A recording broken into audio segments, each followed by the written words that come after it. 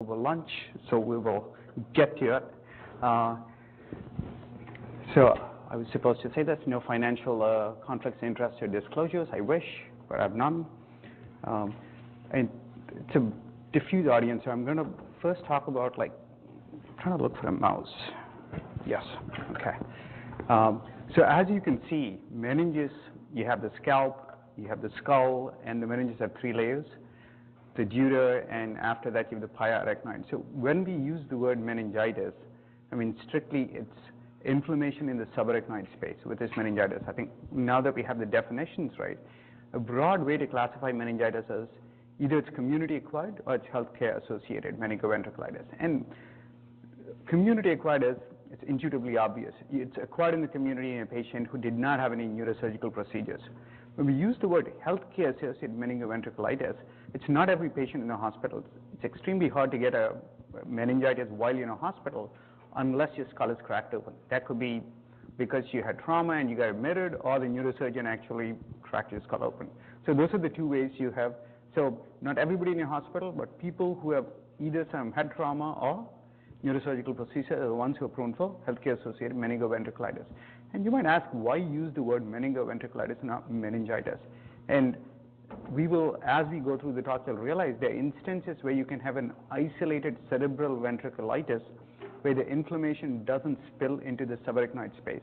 So hence, I think when we were writing the guidelines, we meant back and forth, but we thought this is a more accurate term that describes the phenomenon. Okay.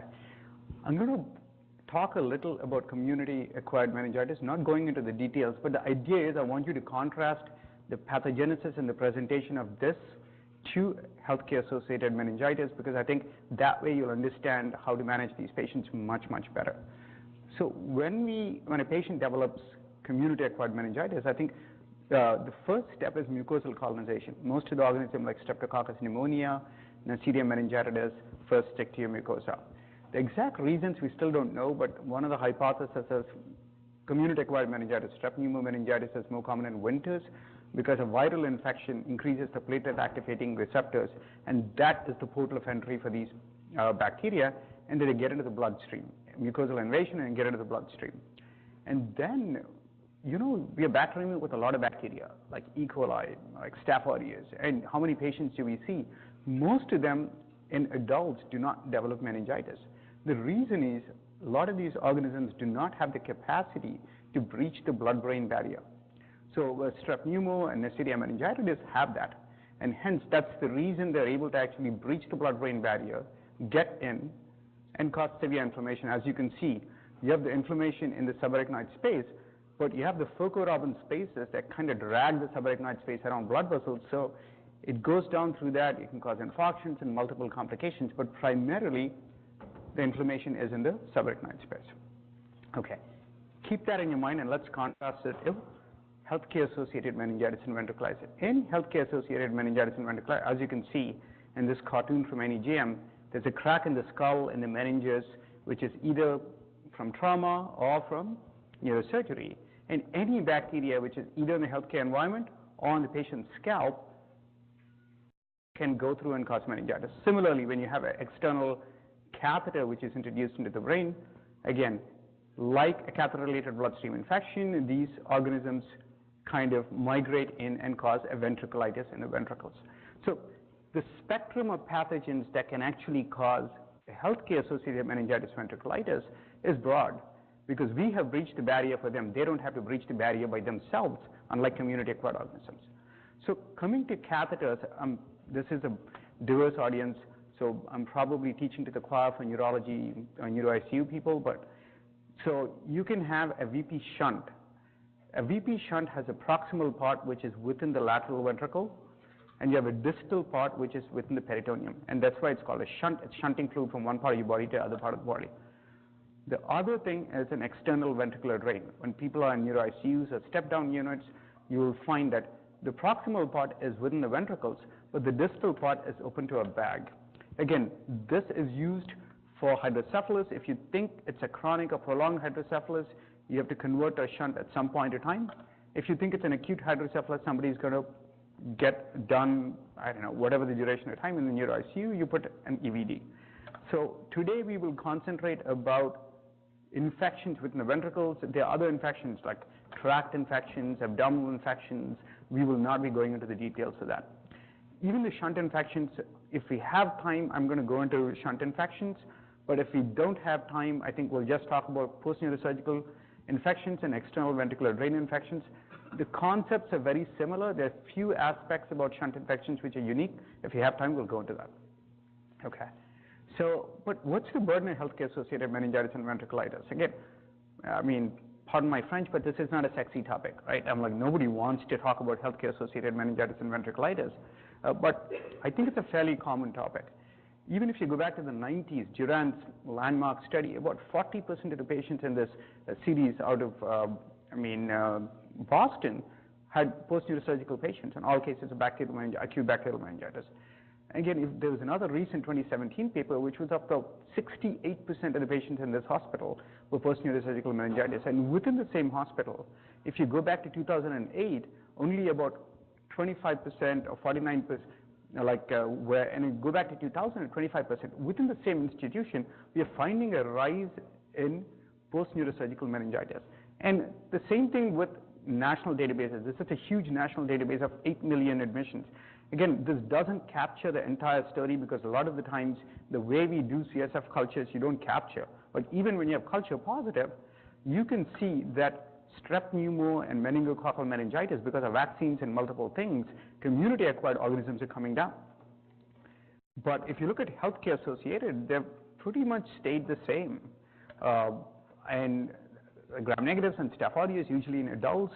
So whether we like it or not, I think this is an entity which we'll see more and more, and I think we need to be more familiar with this. So, so with that introduction about pathogenesis and the burden of disease in community-acquired and hospital-acquired or healthcare-acquired meningo-ventriculitis, we'll talk a tale of two patients. Like the first patient I'm going to talk about is community-acquired bacterial meningitis, and the second patient is healthcare-associated. While I go through the story, I want you guys to look at the presentations. How are these presentations different? And again, as I said, you've got to be impressed by the unimpressiveness or the underwhelming presentation of healthcare-associated meningo-ventriculitis compared to the virulent, again, sick-looking community-acquired meningitis patient. Again, healthcare-associated meningitis patients can be sick, but majority of them don't behave like they have what we think is meningitis. So hopefully this study will burn it into your hippocampus. Approach to any patient with an infection, not just meningitis, ID is very simple. So you have to ask yourself a few questions. One, where's the inflammation, right? In this particular instant, what's the anatomic location of the infection, or inflammation? Is it in the CNS, or is it in the meninges, or the parenchyma? The second question is, what's causing the inflammation? Again, most common causes of inflammation are bacteria, but sometimes it could be something else.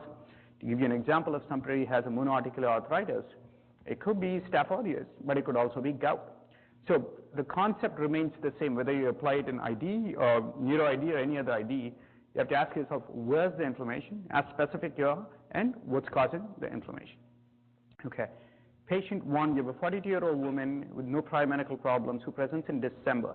Just to make your life, everything highlighted in yellow is irrelevant. With fever, chills, and headache that developed over 2 days. Temperature is 101 Fahrenheit, pulse rate tachycardic at 110, tachypneic at 24, hypotensive at 80 by 50. On examination, she's obtunded and has a neck stiffness. The CSF has Shunt and the 2000 white cells, predominantly neutrophilic, and the glucose is extremely low at 10 milligrams, and the protein is about 400 milligrams. And the stat gram stain that the good resident ordered had many gram-positive diplococci. Does the patient have acute community-acquired bacterial meningitis? Well, the fact that I labeled the patient, and that's one clue. And look at, again, let's go through the questions. Does she have inflammation in the meninges? Yes. She has meningeal symptoms and signs. If that isn't enough evidence, you do the CSF, and she has a significant amount of white cells and low glucose. So I think there's no doubt that we have inflammation in the meninges over here. The second question, what's the cause? Is the cause an infectious organism? Absolutely. The CSF gram stain, again, in this context, it has a very high specificity. So has teeming with tons and tons of gram-positive diplococci. She eventually ended up growing Streptococcus pneumonia. And there's no plausible alternative explanation for this otherwise healthy patient to get meningitis. So cultures eventually grew. So usual pathogens like strep pneumo and Neisseria meningitis are highly virulent. They cause a lot of inflammation, not usually contaminant. What are the odds you're going to find strep pneumo in the CSF or anywhere in any other context? So reaching the diagnosis is fairly straightforward. And if you look at community-acquired meningitis. Let's compare and contrast the patient's two story. This is a patient with healthcare-associated meningo-ventriculitis. He's a 54-year-old male who just underwent a craniotomy a couple of days ago for a right hemispherectomy. And he also had an external ventricular drain placed for the last 4 days. And then ID gets consulted, or you're the neurocritical care person, and you realize the patient has a temperature of 101 degrees Fahrenheit, doesn't have any peripheral leukocytosis. So as what we usually do, they get a CAT scan. Right? And this is not the best of pictures. The exit site of this EVD, the skin and everything looks okay. And if you look at the CAT scan, again, this is only one cut. That's the craniotomy incision in the skull. This is the hemispherectomy neurosurgical bed. You have hyperdense lesion. Anything that hyperdense is blood. So this patient actually had some hemorrhage into the bed as well. And we have an EVD. We have direct access to ventricular fluid. So you do a CSF analysis. You have about, as there's some blood, so you have about 140,000 RBCs, 123 WBCs, which are neutrophilic. Your protein's 545, glucose is low as 21, and there's no growth. Does patient 2 have healthcare-associated ventriculitis and meningitis? Let's go to the same two questions he asked for any ID problem. Where, like in here, I'm like rather than where, does he have inflammation in the meninges or cerebral ventricles? Yes. The CSF has an elevated white count and low glucose. I think that the anatomic localization inflammation is not the issue over here. What's the cause? Is the cause an infectious organism? That I'm not sure. And then we'll go further to it. I'll explain further why. There are things other than infectious etiologies that can cause elevated CSF inflammatory markers. So what are the other non-infectious causes? And again, we'll talk. And most neurosurgeons and the neurosurgical literature, and partly in the ID literature, it's called a chemical meningitis. It's not just organisms that provoke inflammation, but subarachnoid, intraventricular bleeds by themselves can cause a fever, can cause meningeal irritation, meningeal signs, CSF pleocytosis. Craniotomies, any kind of neurosurgeries, especially for infratentorial or posterior fossa surgeries for unknown reason, cause CSF pleocytosis and low glucose. And I mean, why even like supratentorial surgeries do, but most are suboccipital cranies, and those are the ones that cause a lot more. And so with that, we'll segue into CSF diagnostic tests for inflammation that we use in healthcare-associated meningoventriculitis. This is a decent study, I mean, by Fogax, which is published in CID in 2001. And here we are looking at CSF white count, CSF glucose, and CSF protein. And the yellow boxes are patients who've been diagnosed to have chemical meningitis. In other words, cultures didn't grow anything, they didn't start antibiotics, and they got better. And the white boxes are patients who had bacterial meningitis. As you can see, the white counts are all over, and they're very similar, and the glucoses are fairly low in both these groups, and the proteins all over. Again, the median white counts were in the thousands, even in patients who had chemical meningitis without bacterial meningitis in this series. And the glucose also were like pretty low, up to 10, even in patients who had non-bacterial meningitis, and the proteins are all over. So the issue is, like, how do we differentiate a chemical meningoventriculitis from infectious meningoventriculitis? So if we take anything, any CSF parameter, WBC, glucose, let's say the red curve is the chemical meningoventriculitis, and the blue curve is infectious meningoventriculitis. If the curves are apart, you pick a cutoff for whatever it is. Everything below the cutoff has chemical meningitis, everything above, and you'll have a good sensitivity and specificity. If you find such a test, that's great. But unfortunately, reality is more like this. If you pick a cutoff that picks up most of the infectious meningitis, you're overdiagnosing a lot of patients with chemical meningitis to have infectious meningitis. On the other hand, if you move the cutoff so that, okay, it's very specific for just for infectious meningitis, then you're not diagnosing a predominant chunk of patients who actually have infectious meningitis. So majority of the CSF parameters, I think, will look this way. And this is a huge study which was done, I think, by Shade, which did receiver operator curves. I know this is not evidence-based medicine, but what a receiver-operator curve, as you can see, is like your x-axis is false positives, a rate of a test, and you have y-axis is a true positive rate. And then you take each cutoff for white counts, for whatever it is, and see what's the sensitivity and 1 minus specificity. A good curve is something that looks like this, which has got low false positivity and high true positivity. A test which looks like this, I'd rather flip a coin, it'll give me the same information as doing the test because it's not very sensitive, not very specific.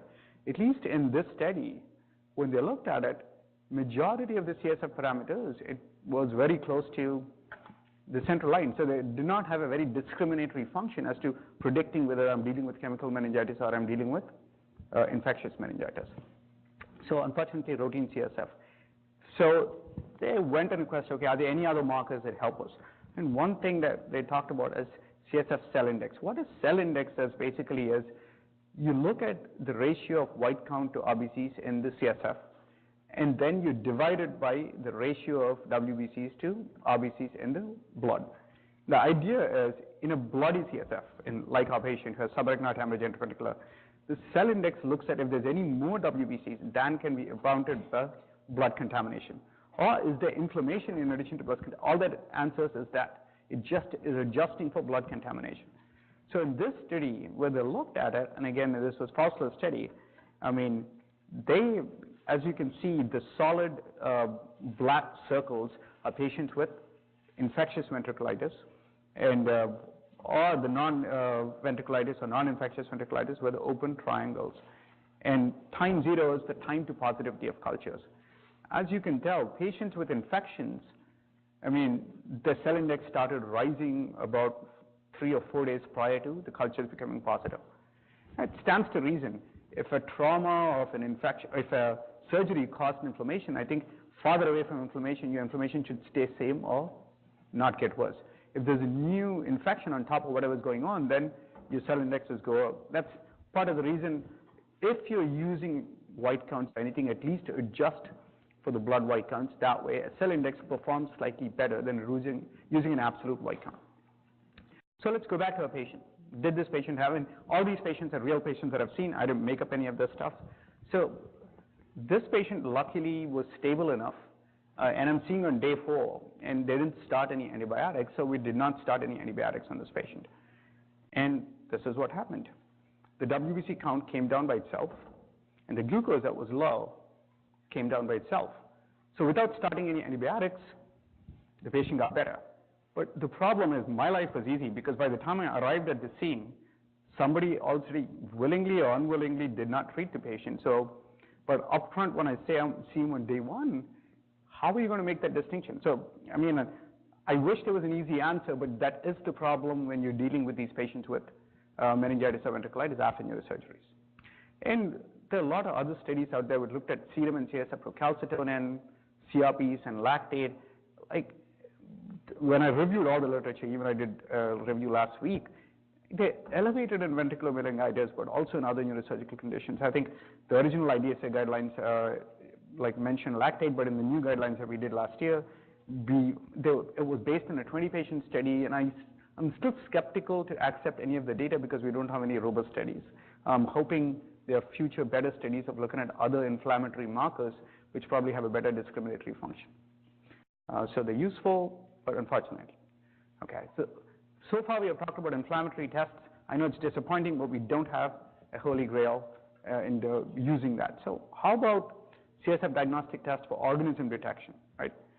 So before that, what are the etiologic agents? Most of the times, as I alluded to earlier, they are skin colonizers or organisms which are present in the hospital, in the unit, wherever the patient is. So predominantly you see in Staphylococcus species, Staph epidermidis, which we usually toss off as contaminants, can be a pathogen, Staph aureus. Staph aureus can be in the hospital or be a colonizer on the patient's scalp. Gram-negative bacteria in about 6 to 20%, and even Corynebacteria. The most common is Corynebacteria is Cutibacterium acnes. I don't know why they changed the name, but it's the same thing as Propionibacterium acnes. This is the new nomenclature. If you look at it, in the literature, it's 1 to 14%. I believe the 1% is not because it's less, it's just because we don't do the test the right way. Unless your CSF is sent for anaerobic cultures and it's held for 10 days, you will not be able to detect it, and most labs do just aerobic cultures and hold the CSF cultures for 5 days. So I think it's more a detection problem rather than a prevalence problem why it is low in some of these cities. And this is another recent paper looked at, and again, unfortunately, you can't look at national studies and presume that's what happens in every hospital. I used a few hospitals, and I should have used a few. Like you can see in Brazil, it was predominantly gram-negatives. In Australia, it was predominantly gram-negatives. So know your hospital flora. So know your unit's flora if you can. Call your microbiology lab. So when you're picking antimicrobials, it's not, staph is the most common cause, or P. acnes is the most common cause. You have to know what your hospital flora mix is for these particular infections. And there were no temporal or geographic trends when they looked at. I wish there were any generalizations to the entire United States or Northeast Ohio. Again, the data is missing, but wherever the data is present, I think it's unique. Your pathogens are unique to your hospital, so you should know your hospital flora when you're treating these patients. So with that, the most traditional 108-year-old test that we always use, CSF gram stains and cultures. How do they perform? So unfortunately, again, there are no great studies which look at sensitivity specificities, but there are a lot of false negatives and false positives with CSF stains and cultures. Some are indolent pathogens. We talked about like P. acnes, or staph epi can take 10 days to grow and needs anaerobic cultures, so you can have false negative cultures, especially if your testing is not adequate. On the other hand, the skin commensals can be contaminants in the CSF. Depending on how the specimen is drawn, you could have touched the skin somehow and introduced it in the CSF. So if you have one single colony for coagulated staph or one single colony of Propionibacterium acnes, then it's probably a contaminant. So, so interpreting cultures is not that straightforward. Cultures and PCRs, again, take home is like, I always say, they can identify an organism, but whether it is the pathogen or not, it's up to you. You have to use your clinical judgment, and there's no easy answer for this. I wish there were, but there's not. So the challenges in diagnosing infectious ventriculitis and meningitis is, to sum it up, establishing causality is not easy, unlike community-acquired bacterial meningitis. One, you have non-infectious causes of inflammation like neurosurgery and subarachnoid hemorrhage, other neurocomorbidities. You have low virulence pathogens that cause minimal inflammation like staph epidermidis and C. acnes, which are hard to grow. And again, they're difficult to detect, as I said. Few things things you can increase your yield is do aerobic and anaerobic cultures. Ask your lab, if not anaerobic, at least broth cultures, and say hold it for 10 days. There's a study out of Alabama which found that 40% of the cases, PCRs were able to detect organisms where the cultures weren't, but unfortunately they're not commercially available, they're research-based, so it's kind of pointless from a practical point of view. Hopefully PCRs will, the PCRs for community-acquired bacterial meningitis, but there are no PCRs available for healthcare-associated bacterial meningitis. So to wrap it up, again, like a lot of the times as physicians, we love it when we have one test, we order it, it's black or white, it says you have an infection or not, a diagnosis. Such a thing especially doesn't exist for meningo-ventriculitis. So what's the practical approach? This is my take on it, there's no data behind it, as I call it a contamination if you have an isolated positive CSF culture gram stain for something which is non-virulent, like staph epidermidis or Propionibacterium acnes. Or if you, and also you have a normal CSF count, glucose, lactate, and protein concentrations, then you can call it a contaminant. Exceptions to the contaminant, like if you have Staph aureus or gram-negatives or fungi, majority of us are afraid enough that we treat it. Again, you can use your clinical judgment, but we'll lean towards treating these patients. When do you say somebody definitely has infectious meningitis or ventriculitis? When you have a single positive culture for a virulent organism, you're talking about Staph aureus or, gram-negatives, or you have multiple positive cultures for a non-virulent organism, Staph epidermidis or P. acnes, that is associated with CSF pleocytosis or hyperglycemia. Or even if you have a negative culture, if you have a progressive increase in the cell index or a progressive decrease in the glucose, even with negative cultures, we'll presume. And again, this is a rule of thumb. In the future, with better studies, maybe this will change, but this is practical advice, which is operational. Okay. With that, I'm going to segue into treatment. And before I go into treatment, I just want to talk briefly about this paper. I don't know if anybody has read it. It's an old paper. It was published in BMJ. So we always talk, are there any randomized controlled trials? And especially the new interns and residents love this. What is the evidence behind this particular thing? majority of ID, we don't have randomized controlled trials. And this paper says if there are no randomized controlled trials to prove that parachutes work. So if you want to base every recommendation on RCTs, you should be jumping out of a crashing plane without a parachute. So most of my recommendations are based on the same analogy like parachutes. They're case series at best.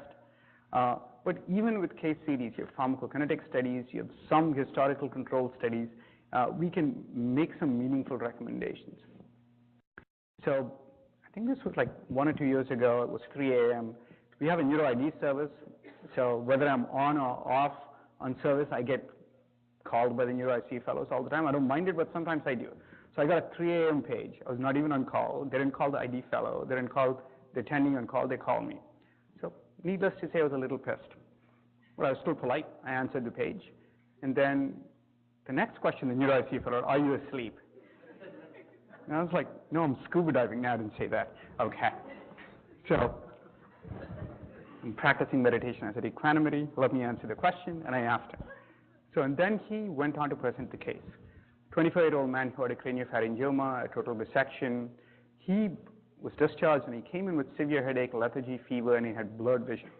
The CT brain showed enlarged ventricles, so significantly enlarged. They put in a stat emergent EVD in the ear, admitted him to the neuro ICU, and they sent the ventricular fluid for analysis.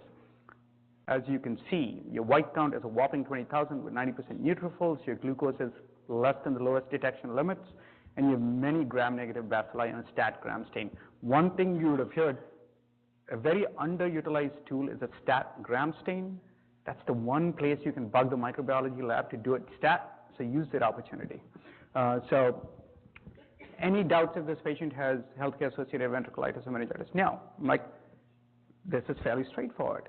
Now, the question he asked me, what antibiotic would you tell the neuro IC to start? So, like with that, I'm going to segue into how to use an antimicrobial for meningitis. The concepts are similar to any site, hopefully, and then we'll apply it to this particular instance. Like, it's the same questions as for diagnosis used for treatment as well. Where? Which anatomic location should the antimicrobials reach? The technical term for that is pharmacokinetics. And the second thing is what organisms is the antimicrobial effective against, which is pharmacodynamics. Now, the type, the dose, the route, all is a reflection of these two questions. There's no cookbook answer, although we want cookbook answers for these questions.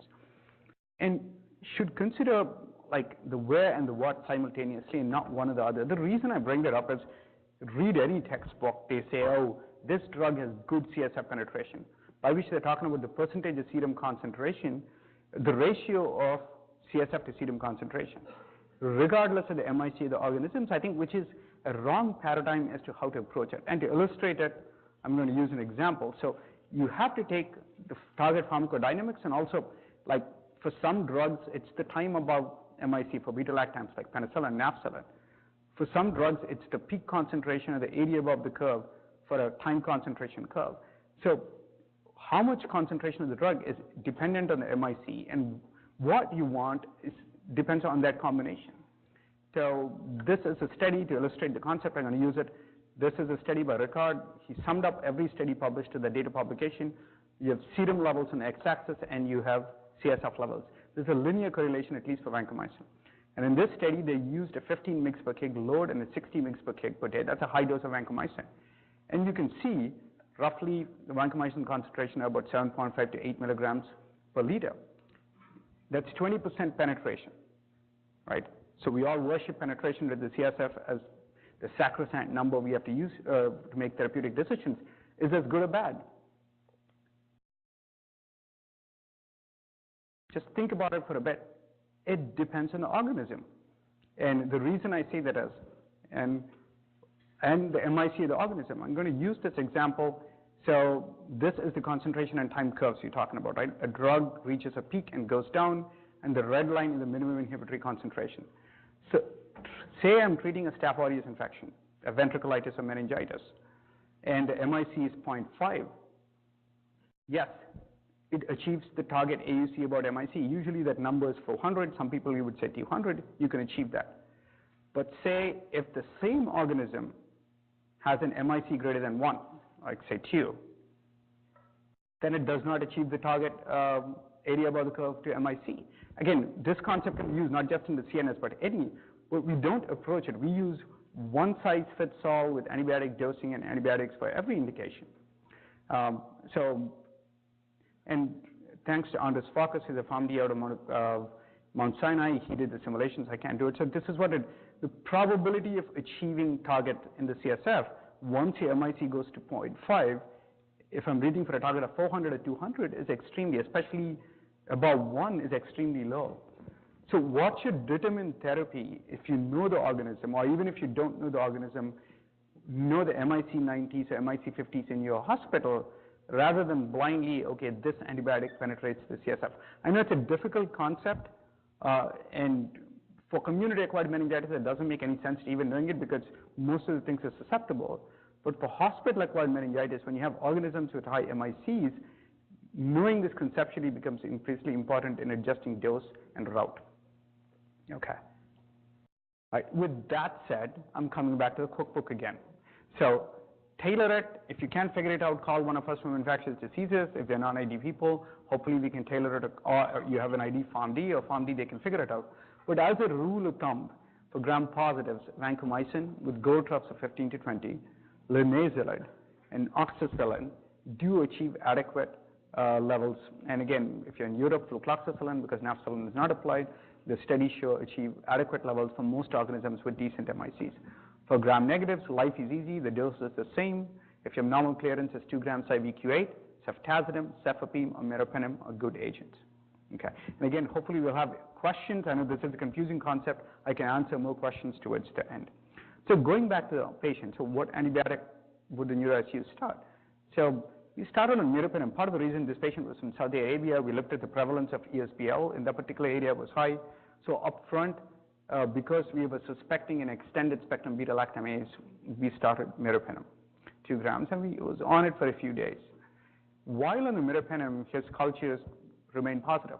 And again, he ended up growing ESBL klebsiella, and if you show that the meropenem is susceptible, the colistin is also susceptible, but he's not responding to 4 days of therapy. What would you do next? Okay, so with that, I'm going to segue into intraventricular antibiotics. So one of the reasons why you use intraventricular antibiotics, if you have a very high MIC of an organism and you don't think you can achieve your pharmacodynamics with IVs alone. But the other thing is if a patient doesn't respond to therapy. So this patient, he had 2 EVDs, and the devil lies into the details. We have to give it through both and clamp both, because the first day they clamped one and they gave it through the other one, it's going to come out from the other one.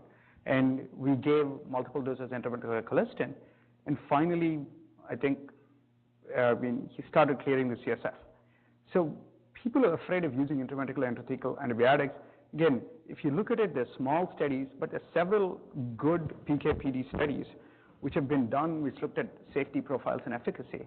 And this is very recently hot off the press. It's a meta-analysis which looked at pathogen eradication rates from the CSF, infection-associated mortality, as well as overall mortality, which is significantly lower if you add IVT.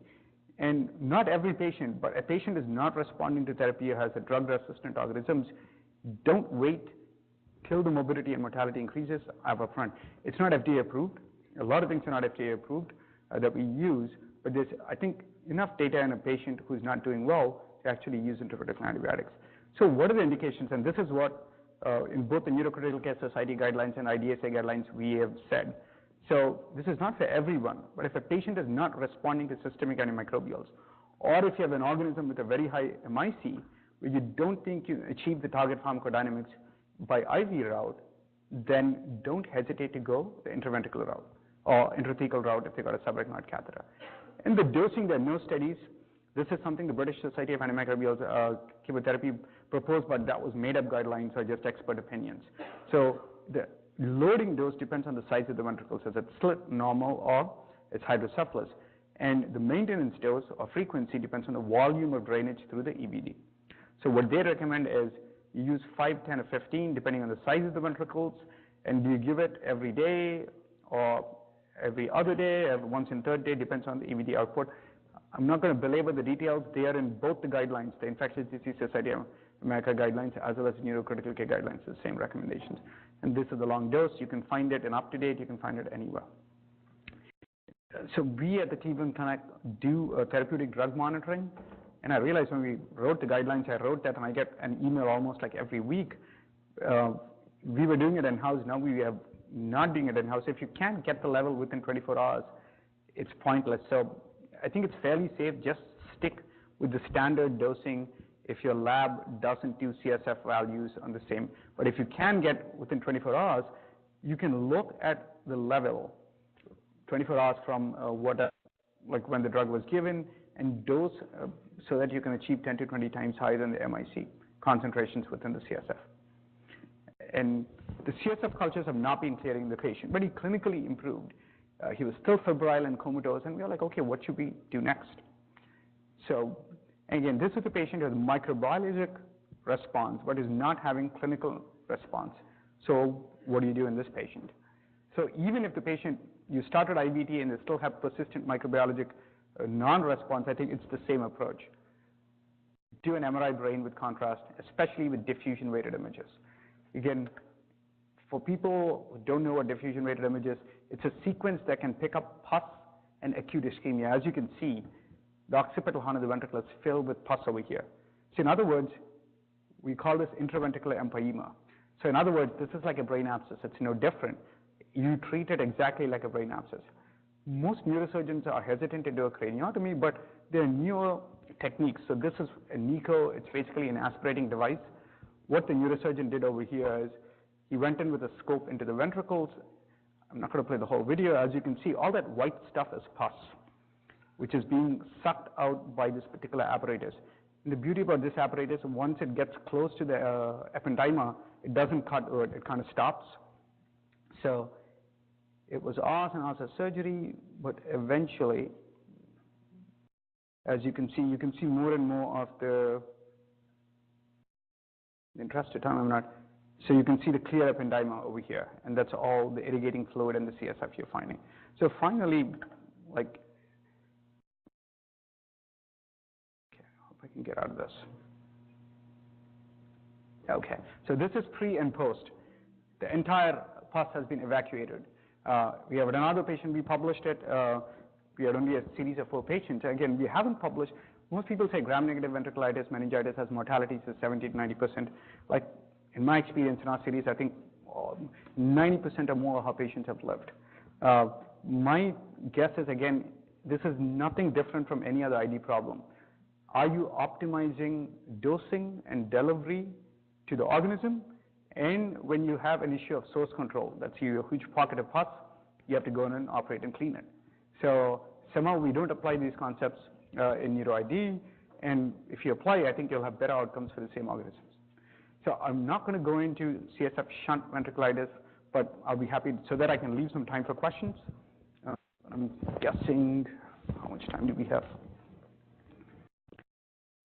8 minutes, but maybe I can quickly. The only thing that is different about shunt infections I'm going to go through very quickly is want to take CSF samples from the shunt reservoir and not a lumbar puncture, and hold it for 10 days and do anaerobic cultures. The reason why that's important is the studies which shows that if you aspirate directly from the ventricles, because you can have a localized ventriculitis, your yield is 90 to 95%, but if you do a lumbar puncture, your yield is low. Not only that, if the shunt is obstructed, if you do a lumbar puncture, you have a chance of herniating the brains out. A lot of neurosurgeons say, oh, we're going to contaminate it and introduce an infection. I think that's unfounded. All that literature is in Ommaya reservoirs. There's a large pediatric study which looked at 542 shunt aspirations, and there's not a single evidence of a shunt infection in that series. So I think it's safe. Of course, obviously, if there's erythema on it and if there's an infection, don't go through it. But if you have good skin, go for a shunt tap and not a lumbar puncture.